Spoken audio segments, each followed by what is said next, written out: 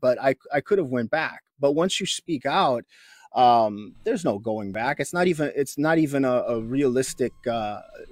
It's just asking for it. It's there's just no, So it's just you didn't just cross. People cross that bridge. There are other lives on the other side. You crossed that bridge, turned around, took the gasoline, and burnt that bridge. So you can't even live tomorrow. You woke up and said, for whatever crazy reason, I want to go back to that life that I denounced. You can't. They're not going to accept no. you. So anybody says that, it doesn't make sense. Am I right? I did my homework on you. Like I said, I do it on all guests. I think I'm pretty good at telling when somebody's real. I looked into you and I felt something real, and I felt I'd be doing a disservice to people if I didn't have you on as a guest. That's why I reached out to you. Sometimes the stories, it's not this. The stories we have, it's not always going to be nice. There's going to be people who, no matter what you do, you can save the world, you can cure cancer, Jeff. You can do everything in the world, and there's still going to be people who, bring up what you do. You had 27 years as this horrible person, but like I said, man, I'm all about change. The whole show's about inspiration. That's me and Tim's story, and that's where I was on it. I just wanted to see how you handled that, because I'm sure it has to be some kind of, burden knowing these people. But what are we gonna do with people's opinions?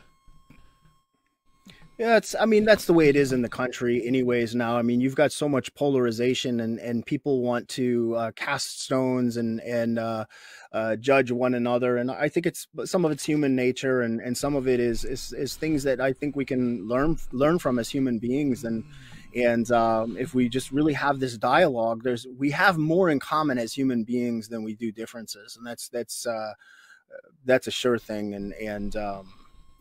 I guess you just can't. Some days it's hard. It's hard when you get that flack back when you're trying your hardest to do everything the right way and make amends and do positive things, and then there's still people that are negative. But I think it's like we all knew those people growing up in school too, where there was always just somebody that was negative no matter what. You could be at an amusement park having the time of your life, and they go, this ride sucks. And they would just find something wrong with everything. We all know those kind of people. So I sometimes I just chalk it up to that and go, well, maybe that person is just really unhappy in life, just really a miserable person. And that's why they're like that. And you almost want to feel sorry for them.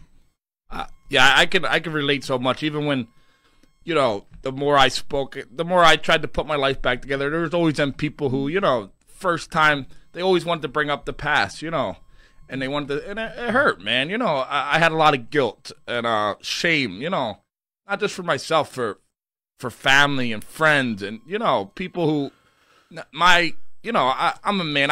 I could take some of the responsibility for the stuff I did, but accepting responsibility that my actions, hurt other people that I loved. It was hard, and if I kept letting them people get to me, I'll never be where I'm at today. And I still have some guilt, but what can I do? I can just keep on doing what I do. And there's always them people aren't going to go nowhere. Know what I say? Fuck them.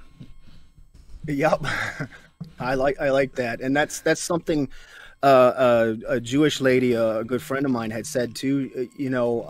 At one of the very first things I spoke at, and it was her, and then it was a black lady, and they had both come up to me and they said, "You need to stop beating yourself up over your past. What you're doing now is phenomenal."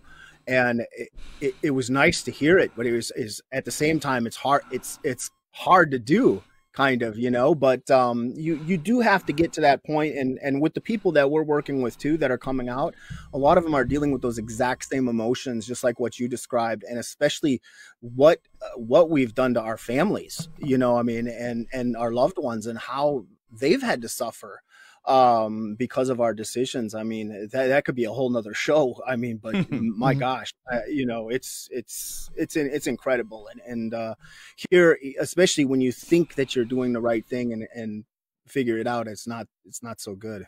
The best gift we can give them, them people who are still, I'm sure you have people who are still in your life, maybe people who didn't agree with what you did for 27 years, but for whatever reason, they stayed in your life. Same thing with Tim, same thing with me. We had people who stayed in our life during our worst, when it wasn't the cool thing.